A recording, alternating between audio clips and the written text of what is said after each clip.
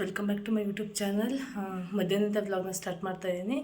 ಮಧ್ಯಾಹ್ನ ಅಂದರೆ ಸಂಜೆ 4 ಗಂಟೆ ಆಗಿದೆ. ಸಂಜೆನಾಗೋಗ್ಬಿಟ್ಟಿದೆ. ಏನಂತ ಅಂದರೆ ಇವತ್ತು ನವಗ್ರಹ ಪೂಜೆ ಮಾಡಿಸ್ತಾ ಇದ್ದೀವಿ ನಾವು ದೇವಸ್ಥಾನದಲ್ಲಿ. ಸೊ ಅದರದ್ದು ವ್ಲಾಗ್ ಮಾಡ್ಕೊಳ್ಳೋಣ ಅಂತ ಮಾಡ್ತಾಯಿದ್ದೀನಿ. 5 ಗಂಟೆಗೆಲ್ಲ ಬರೋಕ್ಕೆ ಹೇಳಿದರೆ ಇವಾಗ 4 ಗಂಟೆ. ಪ್ರಸಾದ ಮಾಡಿಕೊಂಡು ಪೂಜೆ ಸಾಮಾನು ಮಾತ್ರ ತಗೊಂಡು ಹೋಗಬೇಕು.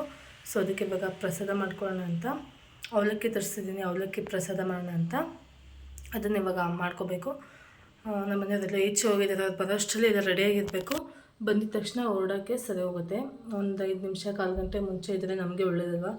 ಸೊ ಹಂಗಾಗಿ ಸ್ವಲ್ಪ ಬೇಗ ಮಾಡ್ಕೊಳ್ಳೋಣ ಅಂತ ನಿಮ್ಮ ಜೊತೆ ಎಲ್ಲ ಪೂಜೆಯಲ್ಲಿ ದೇವಸ್ಥಾನದೊಳಗೆಲ್ಲ ವಿಡಿಯೋ ಮಾಡ್ಕೊಳ್ಳೋ ಹಿಂಗಿಲ್ಲ. ಪೂಜೆದೆಲ್ಲ ವಿಡಿಯೋ ಎಲ್ಲ ಮಾಡ್ಕೊಳ್ಳೋಂಗಿಲ್ಲ. ನೋಡೋಣ ಎಷ್ಟಾಗುತ್ತೆ ಅಷ್ಟು ನಾನು ವಿಡಿಯೋನ ಮಾಡ್ಕೊಳ್ತೀನಿ ಆಯಿತಾ ಫ್ರೆಂಡ್ಸ್. ಇವಾಗ ಅವಲಕ್ಕಿ ಪ್ರಸಾದ ಮಾಡ್ಕೊಳ್ಳೋಣ ಅಂತ ರೆಡಿ ಮಾಡ್ಕೋತಾ ಇದ್ದೀನಿ. ಟೈಮ್ ಆಗೇ ಹೋಯಿತು. ನಾನು ಬೇಗ ಆಗೋಗ್ಬಿಡುತ್ತೆ, ಸ್ವಲ್ಪ ಟೈಮ್ ಸಿಗುತ್ತೆ ಅಂತ ಅಂದ್ಕೊಂಡೆ. ಬಟ್ ನಾನು ಸ್ನಾನ ಎಲ್ಲ ಮುಗಿಸ್ಕೊಂಡು ಬರೋ ಅಷ್ಟರಲ್ಲಿ 4 ಗಂಟೆ ಆಗೋಗ್ಬಿಟ್ಟಿತ್ತು. ಇನ್ನು 1 ಅವರ್ ಅಷ್ಟೇ ಟೈಮ್ ಇದ್ದಿದ್ದು. ಸೊ ಹಂಗಾಗಿ ಸ್ವಲ್ಪ ಬೇಗ ಮಾಡ್ಕೊಳ್ಳೋಣ ಅಂತ ಅಂದ್ಬಿಟ್ಟು ರೆಡಿ ಮಾಡ್ಕೋತಾ ಇದ್ದೀನಿ. ಫಸ್ಟ್ ಎಲ್ಲ ರೆಡಿ ಮಾಡ್ಕೊಂಡು ಆಮೇಲೆ ಲಾಸ್ಟಲ್ಲಿ ಕಲಸಿಕ್ಕಿ ಆಮೇಲೆ ನಾನು ರೆಡಿ ಆದರೆ ಆಯಿತು ಅಂತ.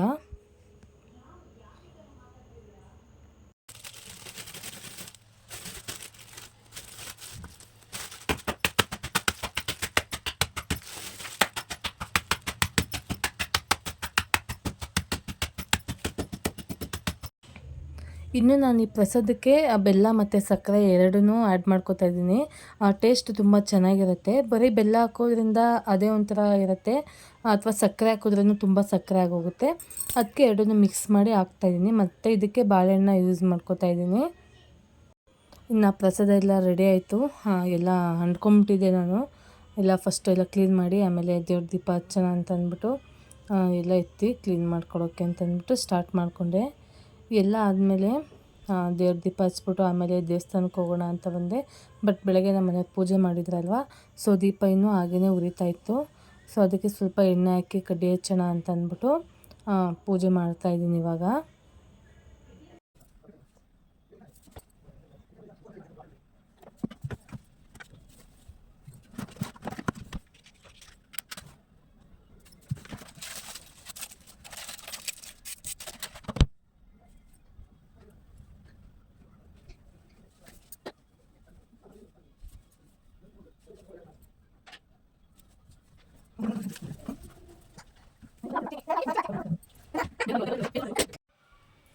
ಫ್ರೆಂಡ್ಸ್ ಇವಾಗ ಎಲ್ಲ ಮುಗೀತು.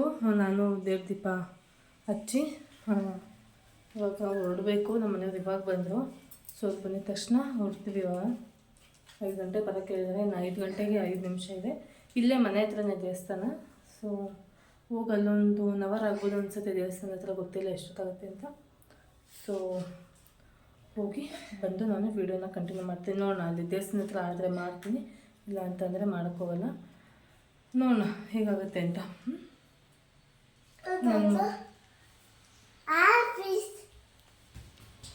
ನಾನು ಅಷ್ಟು ನಾನು ಪೂಜೆ ಮಾಡೋ ಅಷ್ಟರಲ್ಲಿ ಅವಳು ಎದ್ಬಿಟ್ಟಿದ್ಲು. ಸೊ ಇವಾಗ ಹೊರಡಬೇಕು. ಬಂದು ಬೇಗ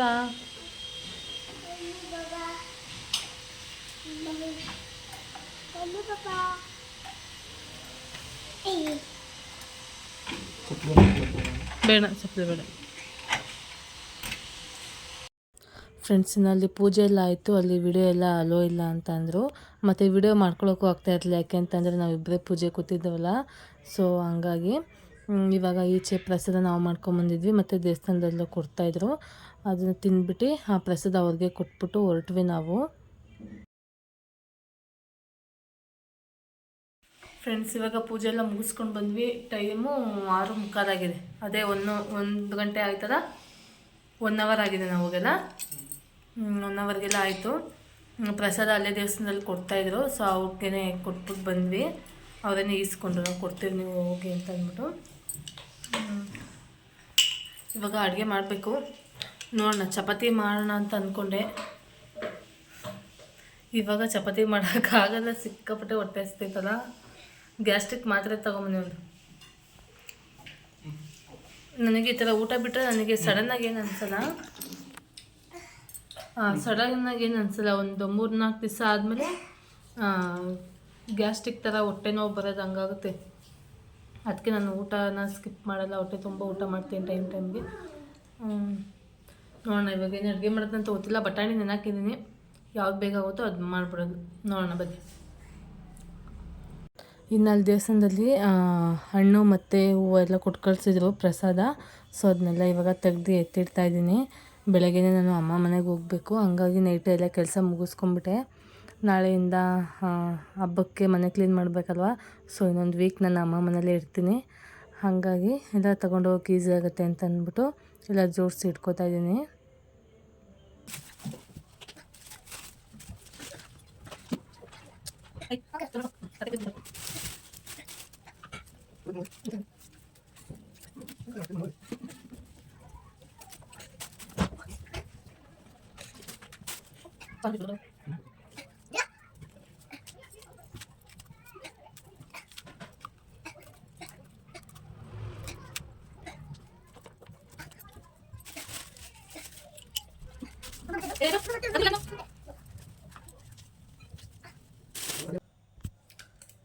ಫ್ರೆಂಡ್ಸ್, ಇವಾಗ ಅಡುಗೆ ಮಾಡೋಣ ಅಂತ ಬಂದೆ. ನಾನು ಇವತ್ತು ಚಪಾತಿ ಮಾಡಿ ಮತ್ತು ಪನ್ನೀರ್ ಗ್ರೇವಿ ಮಾಡೋಣ ಅಂತ ಅಂದ್ಕೊಂಡಿದ್ದೆ. ಬಟ್ ಬಂದಿದ್ದೇ ಲೇಟ್ ಆಗೋಯ್ತಲ್ವ. ಸೊ ಹಂಗಾಗಿ ಬೇಗ ಆಗೋವಂಥದ್ದು. ಇವಾಗ ಚಪಾತಿ ಎಲ್ಲ ಅರಿಯೋಕ್ಕಾಗಲ್ಲ. ಸೊ ಹಂಗಾಗಿ ಕುಕ್ಕರಲ್ಲೇ ಒಂದೇ ಸಲ ಮಾಡಿಬಿಡ್ತೀನಿ. ಟೊಮೊಟೊ ಬಾತ್ ಮಾಡೋಣ ಅಂತ ಅಂದ್ಕೊಂಡಿದ್ದೀನಿ. ಈ ಟೊಮೊಟೊ ಬಾತ್ ಅಂತೂ ಸೂಪರಾಗಿರುತ್ತೆ. ಒಂದು ಸಲ ಟ್ರೈ ಮಾಡಿ ನೋಡಿ, ಚೆನ್ನಾಗಿರುತ್ತೆ ಮಾತ್ರ. ಮತ್ತು ಮಾಡೋದಕ್ಕೂ ತುಂಬ ಈಸಿಯಾಗಿರುತ್ತೆ. ಈ ರೆಸಿಪಿನ ನಾನು ನಿಮ್ಮ ಜೊತೆ ಶೇರ್ ಮಾಡ್ಕೊತೀನಿ. ಫಸ್ಟ್ ನಾನು ಟೊಮೊಟೊ ಬಾತ್ಗೆ ಮಸಾಲಾನ ರೆಡಿ ಮಾಡ್ಕೊತಾ ಇದ್ದೀನಿ. ಇದಂತೂ ತುಂಬ ಸಿಂಪಲ್ಲಾಗಿರುತ್ತೆ ಮಸಾಲ. ಇದಕ್ಕೆ ನಾನು ಸ್ವಲ್ಪ ಕಾಯಿ ಹಾಕ್ಕೋತಾ ಇದ್ದೀನಿ. ಹಾಗೆ 1-2 ಸ್ಪೂನ್ ಆಗುವಷ್ಟು ಶುಂಠಿ ಬೆಳ್ಳುಳ್ಳಿ ಪೇಸ್ಟ್ನ ಹಾಕ್ಕೋತಾ ಇದ್ದೀನಿ. ಇಲ್ಲಿ ರೆಡಿ ಶುಂಠಿ ಬೆಳ್ಳುಳ್ಳಿ ಪೇಸ್ಟ್ ಇತ್ತು, ಸೊ ಅದನ್ನು ಯೂಸ್ ಮಾಡ್ಕೋತಾ ಇದ್ದೀನಿ ನಾನು. ಈಗ ಚಕ್ಕೆನ ಆ್ಯಡ್ ಮಾಡ್ಕೋತಾ ಇದ್ದೀನಿ. ಚಕ್ಕೆ ಬಂದು ಒಳ್ಳೆ ಟೇಸ್ಟ್ ಕೊಡುತ್ತೆ ಟೊಮೊಟೊ ಬಾತ್ಗೆ. ಇಲ್ಲಿ ನಾನು ಸ್ವಲ್ಪ ಜಾಸ್ತಿನೇ ಹಾಕ್ಕೊತಾ ಇದ್ದೀನಿ. ತುಂಬ ಜಾಸ್ತಿನೂ ಬೇಡ ಮತ್ತು ತುಂಬ ಕಡಿಮೆನೂ ಬೇಡ. ನೋಡಿ ನಾರ್ಮಲಾಗಿ ಹಾಕ್ಕೊಳ್ಳಿ. ತುಂಬ ಜಾಸ್ತಿ ಆದರೆ ಅದು ಚಕ್ಕೆ ಸ್ಮೆಲ್ಲೇ ಬರ್ತಾ ಇರುತ್ತೆ.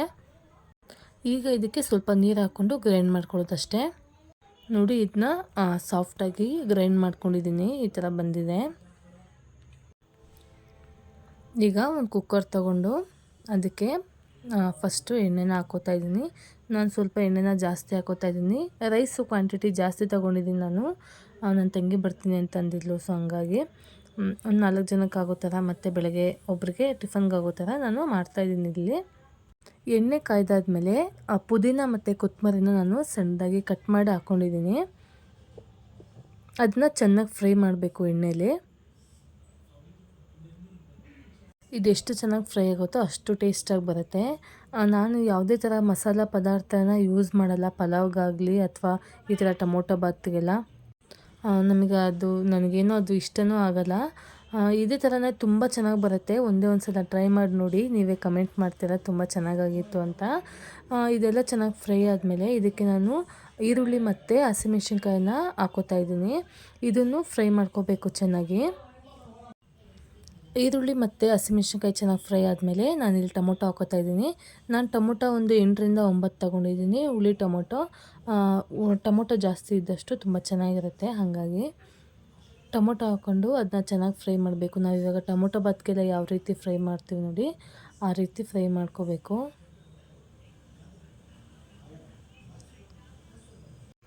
ಚೆನ್ನಾಗಿ ಫ್ರೈ ಆದಮೇಲೆ ಇಲ್ಲಿ ಬಟಾಣಿನ ಆ್ಯಡ್ ಮಾಡ್ಕೋತಾ ಇದ್ದೀನಿ. ಅದನ್ನು ಒಂದು 2 ನಿಮಿಷ ಫ್ರೈ ಮಾಡಿಕೊಂಡ್ರೆ ಸಾಕು. ಈಗ ರುಬ್ಬಿರೋ ಮಸಾಲಾನ ಆ್ಯಡ್ ಮಾಡ್ಕೋತೀನಿ. ಇದು ಮಸಾಲ ಹಾಕಿದ್ಮೇಲೆ ಚೆನ್ನಾಗಿ ಫ್ರೈ ಮಾಡ್ಕೊಬೇಕು. ಯಾಕೆ ಅಂತಂದರೆ ನಾವು ಚಕ್ಕೆ ಹಾಕಿರ್ತೀವಿ ನೋಡಿ, ಅದು ಸ್ಮೆಲ್ ಹಾಗೆ ಇರುತ್ತೆ. ಆ ಸ್ಮೆಲ್ ಹಾಗೆ ಇದ್ದರೆ ಏನೋ ಒಂಥರ ತಿನ್ನುವಾಗೆಲ್ಲ ಚಕ್ಕೆ ಸ್ಮೆಲ್ಲೇ ಬರ್ತಾ ಇರುತ್ತೆ. ಸೊ ಹಂಗಾಗಿ ನಾವು ಇದನ್ನು ಸ್ವಲ್ಪ ಚೆನ್ನಾಗಿ ಫ್ರೈ ಮಾಡಿಕೊಂಡ್ರೆ ನಮಗೆ ಯಾವುದೇ ಥರ ಹಸಿ ಸ್ಮೆಲ್ ಬರೋದಿಲ್ಲ ಮತ್ತು ಚಕ್ಕೆ ಸ್ಮೆಲ್ಲೂ ಸಹ ಬರೋಲ್ಲ. ಹಾಗೆ 1/4 ಸ್ಪೂನಷ್ಟು ಧನಿಯಾ ಪುಡಿನ ಆ್ಯಡ್ ಮಾಡ್ಕೋತಾ ಇದ್ದೀನಿ. ಇದನ್ನು ಅಷ್ಟೇ 1 ನಿಮಿಷ ಫ್ರೈ ಮಾಡಿದರೆ ಸಾಕು, ಸ್ಮೆಲ್ ಹೋಗೋವರೆಗೂ ಅಷ್ಟೇ. ಇವಾಗ ಇದೆಲ್ಲ ಆದಮೇಲೆ ನಾನು ಅಕ್ಕಿನ ಹಾಕೋತೀನಿ. ನಾನಿಲ್ಲಿ ಒಂದು 5 ಜನಕ್ಕಾಗುವಷ್ಟು ಟೊಮೊಟೊ ಬಾತ್ನ ಮಾಡ್ತಾಯಿದ್ದೀನಿ. ಈ ಟೊಮೊಟೊ ಬಾತ್ ಅಂತೂ ಎಲ್ಲರಿಗೂ ತುಂಬಾ ಇಷ್ಟ ಆಗುತ್ತೆ. ಈಗ ನಮಗೆ ಎಷ್ಟು ಬೇಕಷ್ಟು ನೀರನ್ನ ಆ್ಯಡ್ ಮಾಡಿಕೊಂಡು ಮಾಮೂಲಿ ಕೂಗಿಸ್ಕೊಳ್ಳೋದು ಅಷ್ಟೇ. ಇನ್ನು ನನಗೆ ಇಷ್ಟಕ್ಕಿಗೆ ಇಷ್ಟೇ ನೀರು ಹಾಕಬೇಕು ಆ ಥರ ಅಳತೆ ಎಲ್ಲ ಗೊತ್ತಾಗಲ್ಲ. ಹಾಗೆ ಕಣ್ಣಲ್ಲೇ ನೋಡಿ ಮಾಡ್ತೀನಿ ಅಷ್ಟೇ. ಅದು ಕರೆಕ್ಟಾಗಿ ಪರ್ಫೆಕ್ಟಾಗಿ ಬಂದಿರುತ್ತೆ. ಕೆಲವೊಬ್ಬರಿಗೆ ಕಣ್ಣು ಅಳತೆ, ಕೆಲವೊಬ್ಬರಿಗೆ ಕೈ ಅಳತೆ ಅಂತಾರೆ ನೋಡಿ, ಆ ರೀತಿ.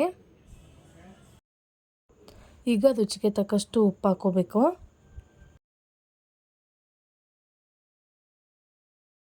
ಈಗ ಲಾಸ್ಟಲ್ಲಿ ನಾನು 1-2 ಸ್ಪೂನಷ್ಟು ಖಾರದ ಪುಡಿನ ಆ್ಯಡ್ ಮಾಡ್ಕೋತಾ ಇದ್ದೀನಿ.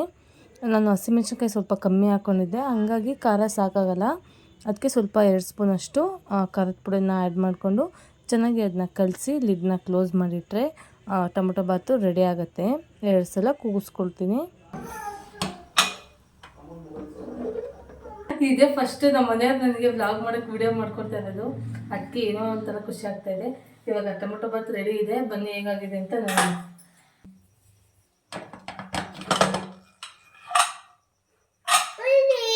ಸುಡುತ್ತೆ.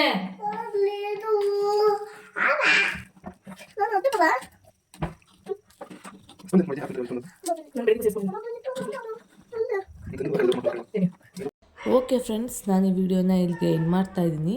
ವಿಡಿಯೋ ಇಷ್ಟ ಆದರೆ ಲೈಕ್ ಮಾಡಿ, ಶೇರ್ ಮಾಡಿ, ಸಬ್ಸ್ಕ್ರೈಬ್ ಮಾಡ್ಕೊಳ್ಳಿ. ದಯವಿಟ್ಟು ಸಬ್ಸ್ಕ್ರೈಬ್ ಮಾಡ್ಕೊಂಡು ವಿಡಿಯೋಸ್ ನೋಡಿ, ಹೀಗೆ ಸಪೋರ್ಟ್ ಮಾಡಿ. Thank you.